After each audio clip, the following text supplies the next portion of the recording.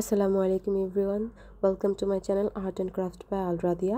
আজকে আলোচনা করব টাই ডাইয়ের রং নিয়ে। টাই ডাই করতে আমাদের যা যা প্রয়োজন তার হচ্ছে ভ্যাট রং, কস্টিক সোডা, হাইড্রোস, লবণ আর পানি। তো টাই ডাইয়ের রংটা করতে হয় সবসময় গরম পানিতে। তো গরম পানিতে আমি ভ্যাট রং আর কস্টিক সোডা, হাইড্রোস দিয়ে দিয়েছি। লবণ হচ্ছে, আমি যেহেতু কম কাপড়ে টাই ডাইটা করতেছি তাই আমার লবণ 2 চামচ লাগবে না। এখানে যখন বড় পরিসরে শাড়ি অথবা 3 পিস করবো একসাথে, বা চাদর, বিছানার চাদর, ওইগুলো যখন করব তখন 2 চামচ পরিমাণ লাগে। এটা হচ্ছে নর্মাল একটা মাপ।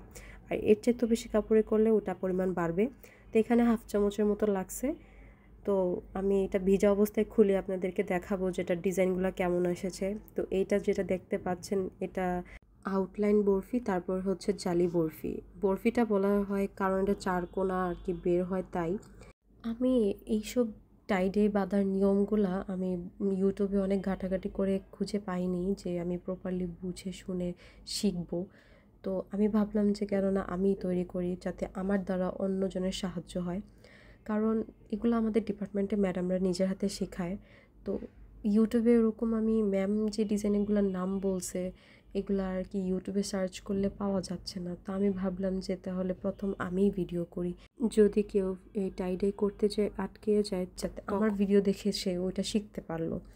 এতে করে হবে কি, কেউ আর এটা নিয়ে এত মাথা ব্যথা করবে না বা একটা ভয় কাজ করে। আমারও এরকম ভয় কাজ করতেছিল যে আমি এটা কীভাবে করব। যখন আমি আমার প্র্যাকটিক্যাল খাতা খুলি তো ওইখানে আমি পাই লেখাগুলা যে কীভাবে কী করতে হবে। পরে ম্যাডাম গাইডলাইন করছিল। তো সব মিলিয়ে আমি একটা মোটামুটি ধারণা নিয়ে একটা ভিডিও করছি। এখানে আমার একটা ভুল হয়েছে, জানি না সবাই ধরতে পারবে কি না, আমি বলে দেই। গোল যে আউটলাইন ছিল আর গোল জালি যেটা ছিল, জালি গোল যেটা ছিল, ওইটা আমার ভুল হয়েছে। সেটা না আমার গোল না হয়ে 4 কোণা হয়ে গেছে অনেকটা। তো ওইটা আমি আবার বাঁধছি।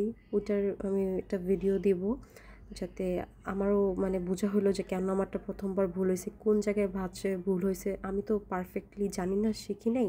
তা আমি যা পারছি তাই আপনাদের সাথে শেয়ার করছি।